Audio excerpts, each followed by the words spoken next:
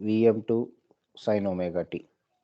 Okay, if I tell you to add V, that is given by V1 plus V2, then this can be done in two ways. The first one is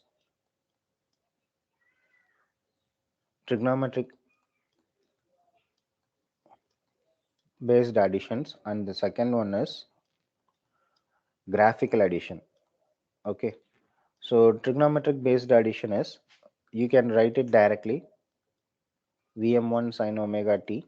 Okay, we'll consider it as plus theta, then V omega t plus Vm2 sine omega t. So you can write like this. Then this you can expand this. This is sine A plus B.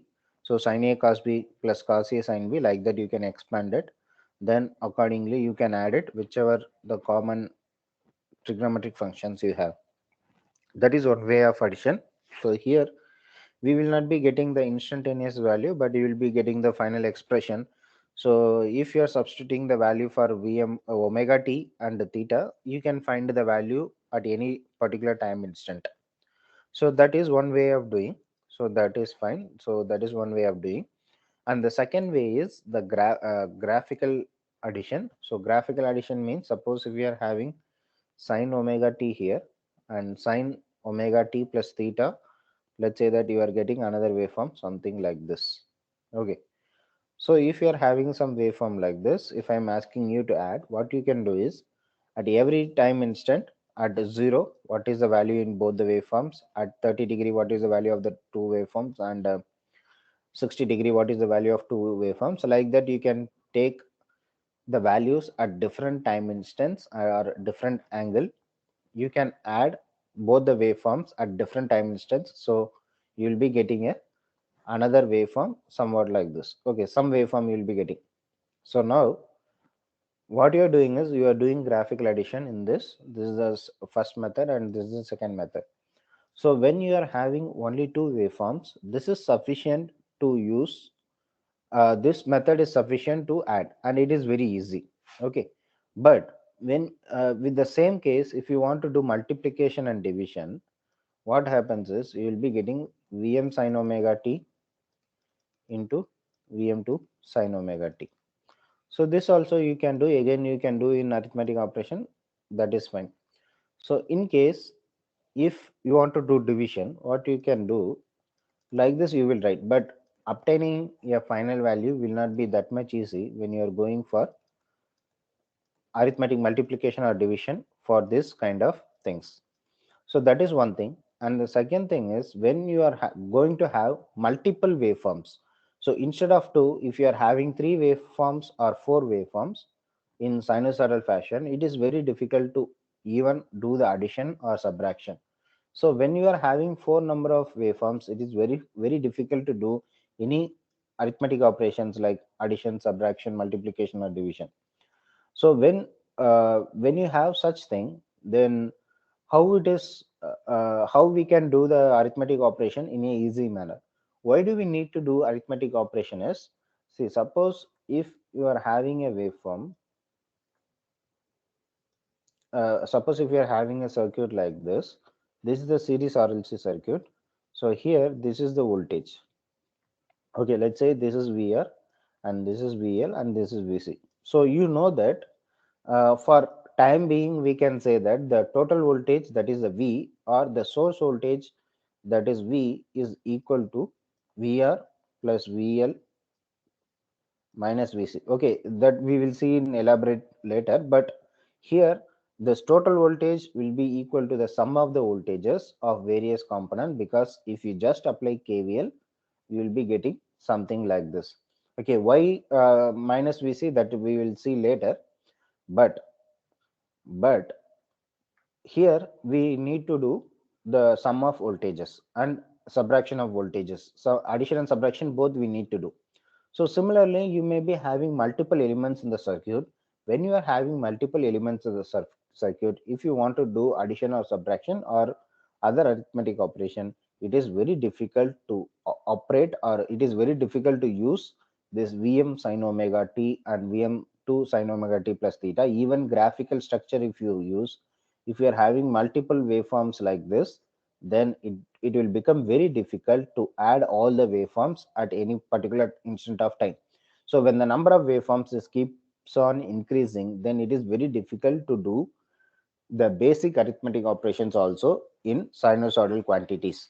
So when it is very difficult to solve the circuits based on the basic operation, based on this basic equation and graphical structure, we need certain alternative in order to make our calculations very simpler. So one such option is the phasor. Okay, phasor is mainly used for simplifying the calculations. Okay, nothing else. It is going to helpful for simplifying the calculations. So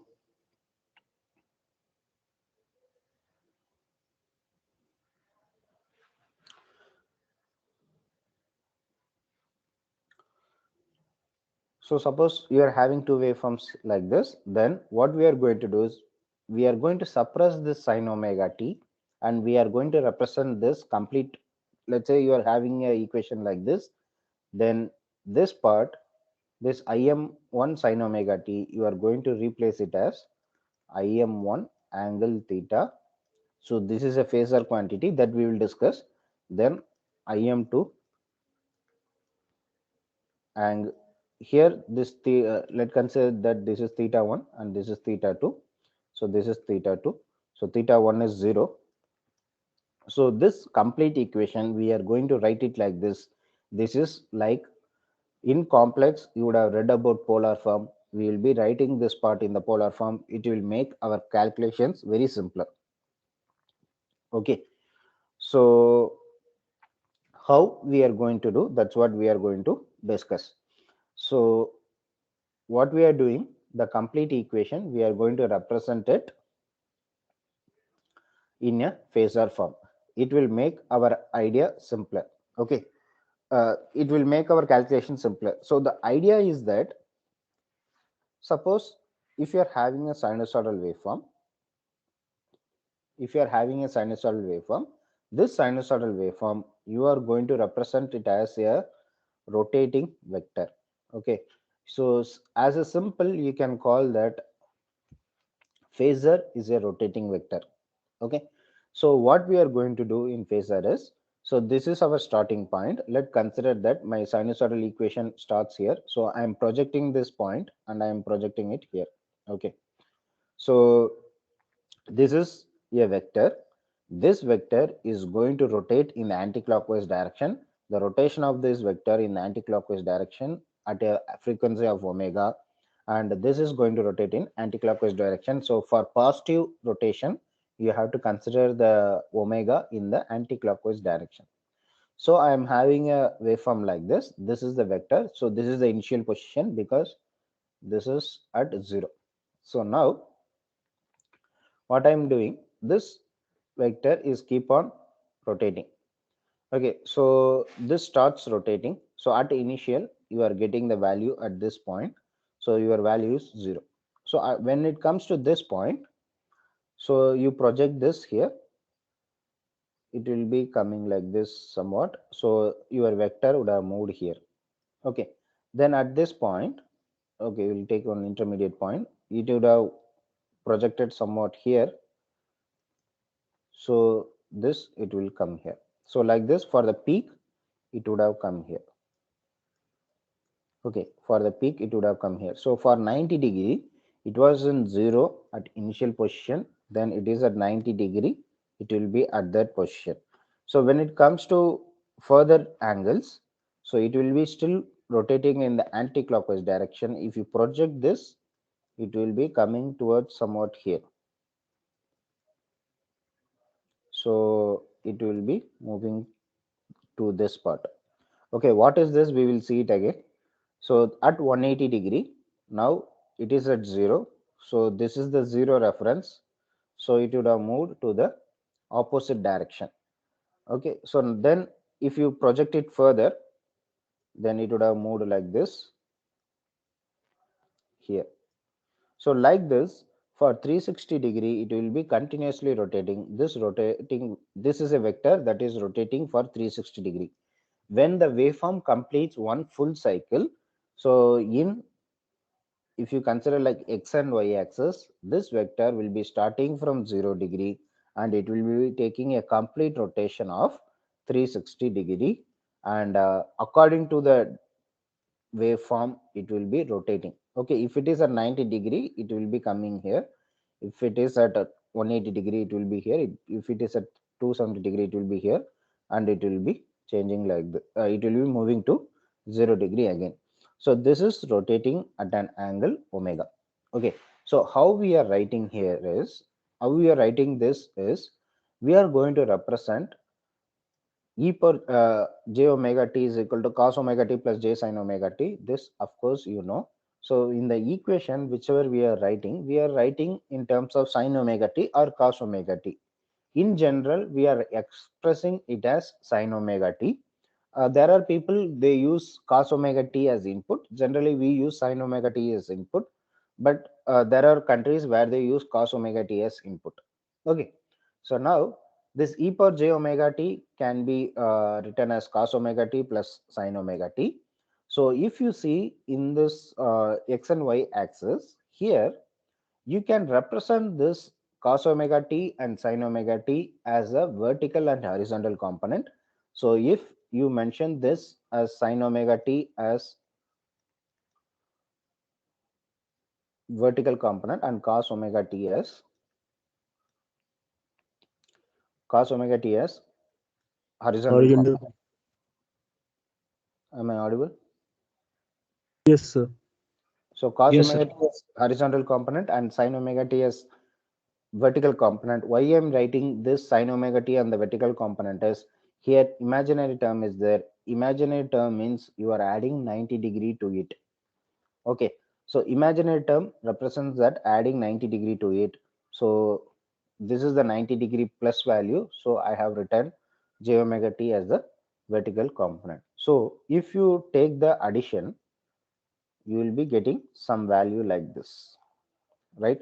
So mere vector addition if you do, so there are two components, one is vertical component, another one is horizontal component.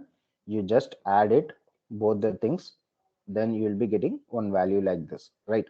So this you can consider as the vector, this you can consider as the rotating vector that is going to rotate for 360 degree like this.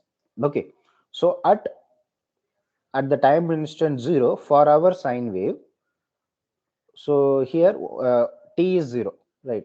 So t is 0 at time instant 0. Then if you consider this as cos omega t and this as sin omega t, then you will be getting this term as 0. Okay, and this term as 1,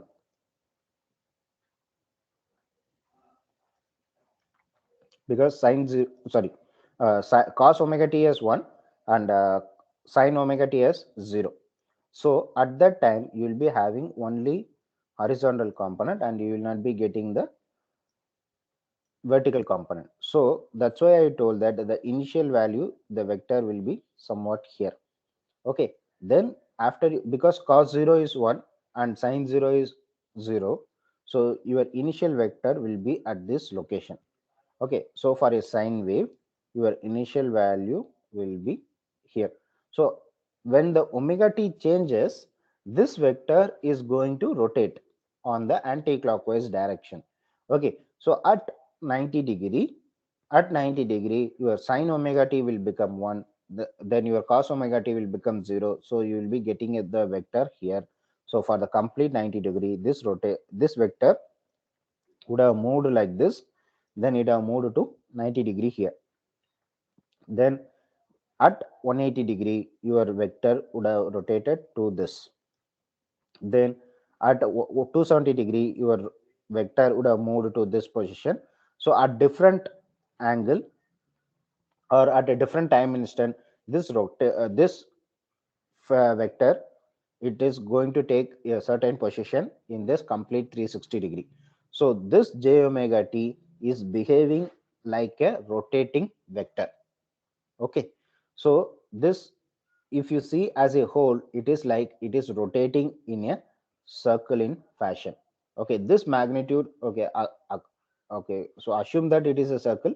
You are going to get a circle like this. You are going to have a vector. Its initial position is horizontal like this, because omega t is equal to 0. At omega t is equal to 0, cos 0 is 1. So you are going to get only the horizontal component. Your vertical component is going to become 0.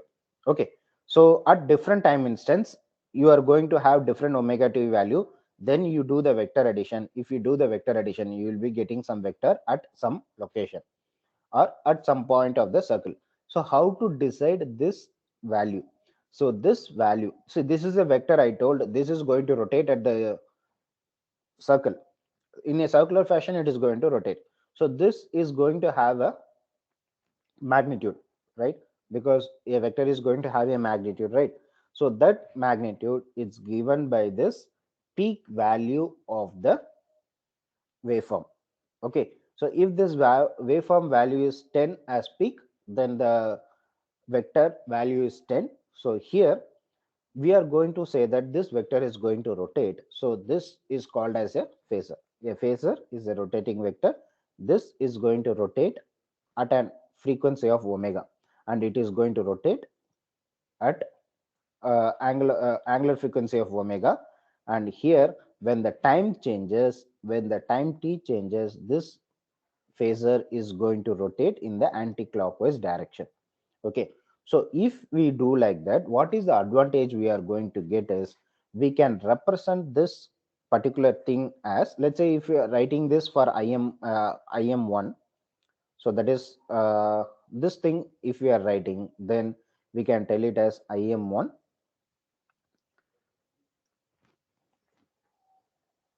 phasor. You can write like this. Okay, so here you will be getting an angle. That angle is 0 because this waveform starts at 0. So we are getting the value at 0 here. Okay, suppose if this waveform starts at certain angle, then let's say that I'm having a waveform like this. Then uh, this is starting at, let's say this is starting at peak. This is 1, and this angle is, this is 0 for it. Okay, so what I'm saying is this is leading of 90 degree. Okay, with respect to the reference, if I see that as leading as 90 degree, then I will be writing this equation as im1 angle 90 degree. So this sinusoidal waveform I will be writing in this manner. Okay, so now this is a generalized thing. So now we are interested only in imaginary term of e power j omega t, because we are having only im1 sine omega t. So here, when we are talking about this, we are going to plot. That is sufficient to take, or it is sufficient to consider only the imaginary part. So that imaginary part we are going to represent as a single one like this. Okay, so we are considering the imaginary part only, so which is going to represent this sinusoidal fashion. So initially it will be starting at this point. So this is representing the 0 degree. Then as the time progresses, this vector is going to rotate. Okay, so actually this is coming from the vector addition, but for easy understanding, we are suppressing this real and imaginary term and vector addition. So just in order to represent that phasor, we are going to represent a vector that is going to rotate at the frequency of omega. So why we are talking about this now? So now, so suppose if you are having one equation like this, and another equation as I2 is equal to im2 sine omega t plus theta 2 will consider. So in that case, we can write this as im2 angle theta 2, and im1 as im1 angle theta 1. So whereas this theta 1 is 0. Okay, now we got two equation, two expressions like this. Then you know that you can add these two things together very easily. Suppose if you convert this in rectangular form, you can add it directly, whereas if you want to multiply it, you can multiply it very directly. Okay, because you know that in polar form you can do multiplication in a direct fashion, where you can multiply these two and where you can add these two angles.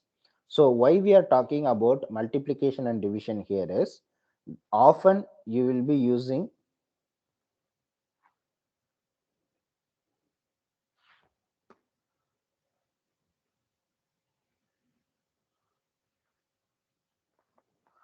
often you will be using multiplication and division. Why? Because, so suppose if you are having power, what is power? Power is equal to V into I.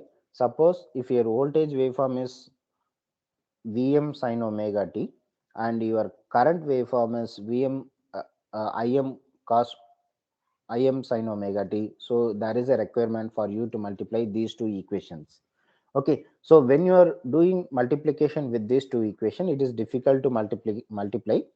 So what we are doing, we are suppressing this sin omega t terms directly, and we are writing this expression as vm angle vm1 angle 0 vm angle 0 plus im angle theta.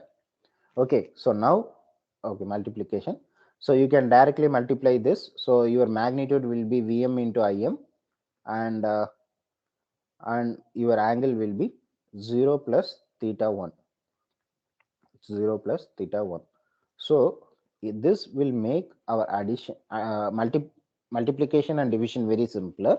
If you want to do addition or subtraction, obviously you can do the addition and subtraction in the rectangular form. You know about polar form and rectangular form. For rectangular form, you will be mentioning like r plus jx, and for rectangle, this is for polar form. For rectangular form, you will be mentioning like magnitude angle theta, right? So if you want to do addition and subtraction, you can use the polar, you can use the rectangular form. If you are using multiplication and division, you can use the polar form. So the idea behind that is, the complete sin omega t, you are going to suppress it, and when you are suppressing it, you are going to represent in polar form in complex. This is mere a complex representation, since we are representing in electrical perspective, we are telling it as a phasor. Phasor is a rotating vector. We are writing this expression based on the vector which is rotating. That's why we are calling it as a phasor. But main thing is, it is so simple that you are going to represent the sinusoidal equation in its polar form. So when you are converting from a simple sinusoidal equation to a phasor, what you need to do is, suppose if you are having three waveforms, let's say so let's say that you are having three waveforms. Let's say we are having vm2 sine omega t. So suppose if you want to, this is, let's say that this is first waveform, this is second waveform, and this is third waveform. Suppose if you want to multiply these three waveforms, it is essential that you should be having this trigonometric function of all the equations are same, or all the sinusoidal functions are same. Why I am saying this should be same is because you are going to represent it as a phasor which is going to rotate at an angular frequency omega. So when you are having three waveforms, you can represent it in the phasor at different magnitudes like this. Okay, I think we'll be having a picture like this before after this. So here you can see that here I'm having three waveforms. I wanted to add these three waveforms. Okay, so okay, I have two waveforms and I'm adding these two waveforms and I'm getting a final value. Okay, I think, just a minute, let me check.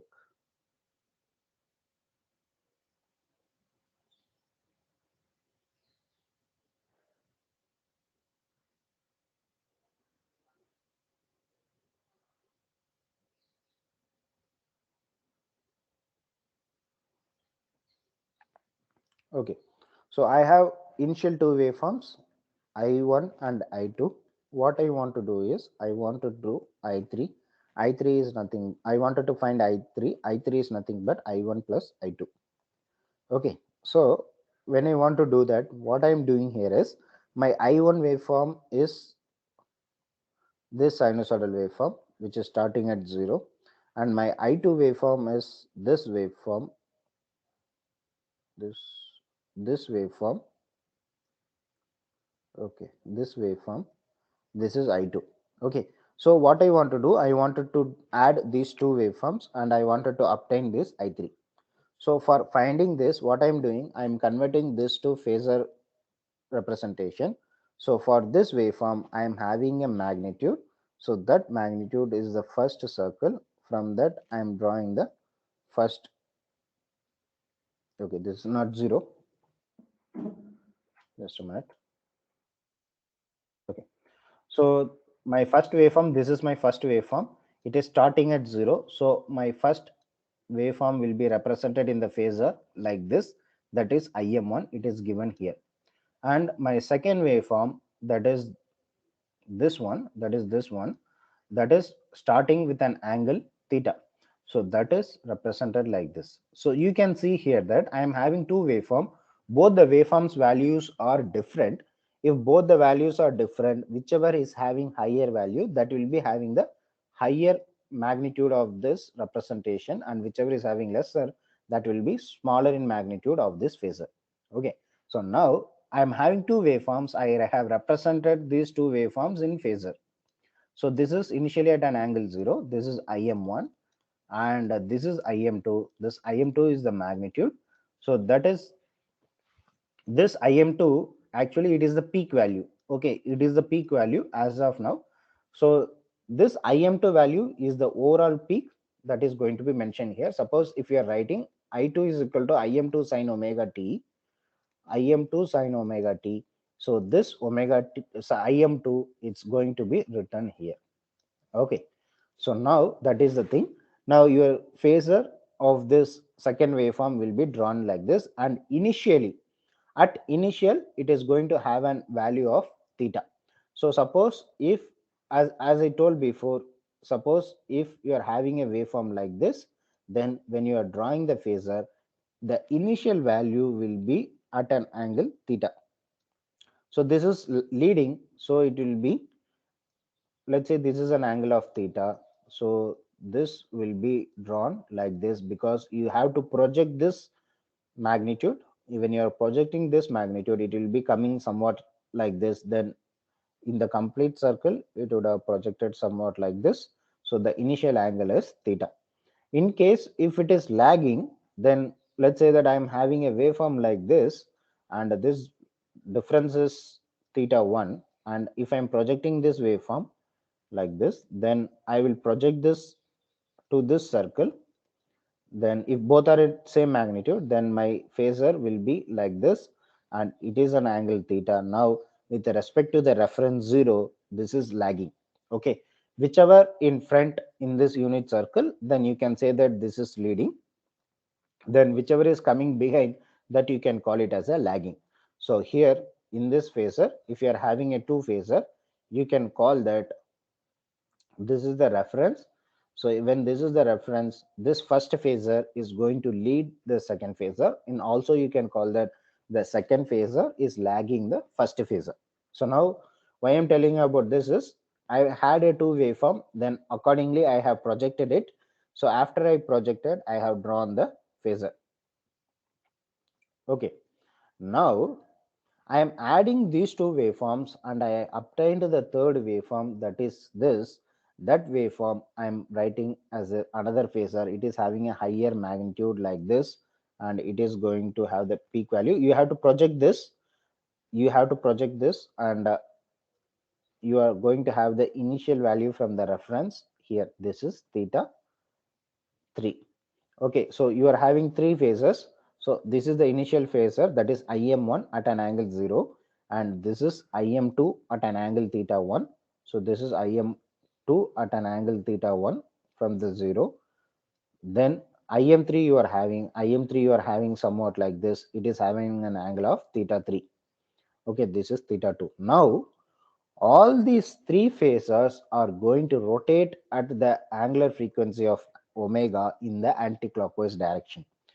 So for this point, if you want to say that all these three phasors are rotating in the anticlockwise direction at an angle of omega, it is understood that all the three waveforms are at the same trigonometric functions. Only if all the waveforms are represented in the three same trigonometric functions, you can represent that as a phasor somewhat like this. If you have a sine waveform, a cosine waveform instead of a sine, what you need to do is you have to convert that either to sine or either to cosine. In general, since we use sine based terms, it is it is recommended to use only sine based terms for us, but it is not a mistake if you convert that to cosine. Okay, suppose if you are having one cos and one cosine functions, one cosine and one sine functions like this. Okay, so what I'm saying is you can convert this cosine to sine or sine to cosine. You can convert this to sine, or you can convert this to cosine, and you can bring it both of the equations into the common trigonometric functions. So after you bring it to the common trigonometric function, you can represent that in a phasor. Then you can say that both the phasors are rotating at the same frequency. In order to represent in a phasor in the same phasor diagram, so this is based on a same phasor diagram. So in this phasor diagram, if you want to represent two or three waveforms, then for those two or three waveforms, the trigonometric function should be same. This is mandatory condition. Okay, this is mandatory condition that all the trigonometric functions should be similar for the waveforms. Okay, so that is first thing, and it is understood that if you are representing that in a phasor, it is understandable that all are rotating at the same angular frequency. So if two waveforms are having different angular frequency, then you cannot represent that as a single phasor. So here I have three waveforms. That three waveforms I have represented in a single phasor diagram. So here I have used it represented in the single phasor diagram because all are rotating at the same frequency. In case if my omega, let's say this is omega 1 and this is omega 2, if my omega 1 is not equal to omega 2, then it is not at all possible to represent in a phasor. Okay, I repeat, if omega 1 is not equal to omega 2, then it is not possible to represent both the phasors in the single phasor diagram. You can draw a separate phasor diagram for both the things, but you cannot represent both the waveforms in the single phasor diagram if the angular frequency is different. If the angular frequency is different, obviously you cannot represent that in the same phasor diagram. So in order to represent further, so now what you are going to do, suppose you are having an equation. Okay, let's say that I'm having an equation. So that is we can take this equation. My actual equation is im2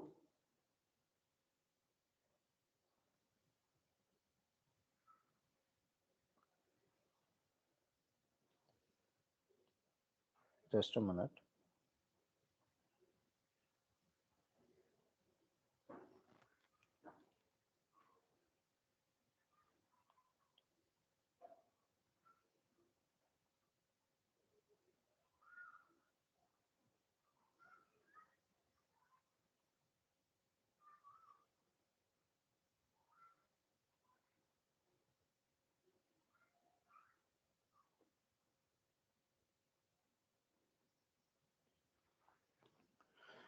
So suppose if I'm having an equation of im2 sine omega t.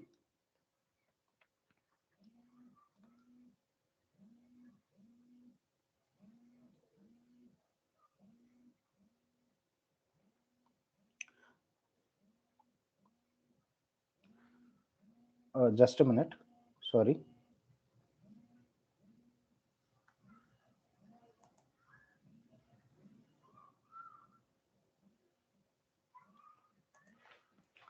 Okay, let me continue.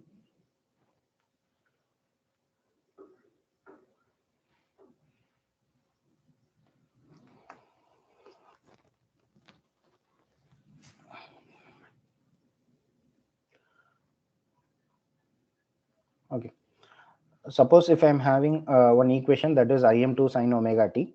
So this equation I can represent as Im2 e power j theta 2. So if it is like theta 2, this I can represent it as Im2 e power j theta 2. Okay. So this equation I am going to write like this. Then this is written as a phasor equation, that is this. Okay. So what I am doing, this I am representing as Im2 e power j theta 2. So now this Im2 with the cap of dash, that is represented as a phasor. So this is phasor Im2 phasor, and that is actually is Im2 e power j theta 2. So when we are writing equation, this equation will be written as Im2. This is the magnitude, and the angle can be written as theta 2. Theta 2. As a overall, what you will represent is Im2 phasor. Just a minute. Im2 phasor angle theta 2. Okay. So this is given by Im2 e power j theta 2. So this is giving the magnitude and the angle is given by this. One thing we are going to suppress is directly we are not going to use this e power j theta term. It is understood that this j theta term is already involved in the involved in the equation. What I am saying is this equation can be represented like this. This j omega t is the term which is going to represent the angular rotation. So that rotation equation we are going to suppress. Why I am saying this, saying about this e power j omega t is that you can see it very clearly that I2 equation is given by Im2 sine omega t plus theta 2. Then imaginary of this is given by Im2 into e power j omega t plus theta 2. How I am writing this is, so e power j omega t can be written as cos omega t plus j sine omega t, right? Sine omega t. So you are having plus theta 2. So you can add theta 2 on both the thing. So that can be written as e power j omega t. You can write it like this. Okay. So if you are having theta 2 here, then if you are having theta 2 here, then you can write it here like this. That is e power j omega t plus theta 2. So now this can be written as e power j omega t plus not plus e power j theta into Im2. So now what we are going to do is, in the phasor we are suppressing this j omega t term and we are going to represent only these two terms. Okay. So why we are suppressing this e power j omega t term is, this e power j omega t term is the term which is going to represent the rotation of the phasor. So since that is going to represent as a rotation, we are going to suppress this in the equation. We are going to represent only as the Im2 theta 2. So actually the equation, complete equation is like this: Im e power j theta 2 into e power j omega t. So now what we are doing, we are suppressing this term. This term is going to be representing the rotation of the phasor. So we are suppressing it. Even though we suppress it and even though we do not use it when we are writing the equation, it is understood that if it is a phasor, a it is going to have an e power j omega t term. So that is going to be suppressed. But even though it is suppressed, it is understood that if you are writing in a phasor, this e power j omega t term is there. That e power j omega t term is representing the rotation of the phasor. Okay. So based on that, we are writing this equation like this. So in general, even though we are drawing this based on the peak value, whenever you are writing the phasor, this value should be in RMS. So whatever the peak value is there, that should be written by square root and that should be written here as a phasor. Okay. So we have seen one simple thing. We are having a sinusoidal waveform. That sinusoidal waveform can be represented as a phasor, and that phasor will be rotating at an angle omega. So this omega is going to be represented by the e power j omega t term. That e power j omega t term is suppressed, and we are going to represent in Im angle theta. So in order to represent the phasor, you are going to represent a dash above that like a vector. So here we are going to represent as a Im phasor. So this is generally represented in a RMS value instead of peak value.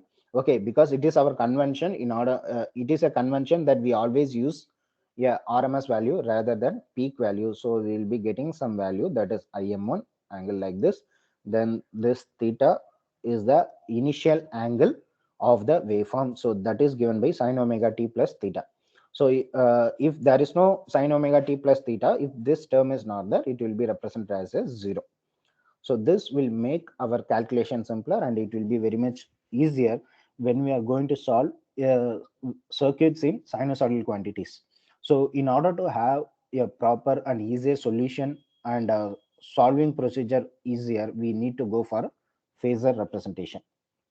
Okay, so if you have any doubt, you can ask, else you can drop this session. Thank you for joining. If you want to ask anything, you can ask, else we can end this session.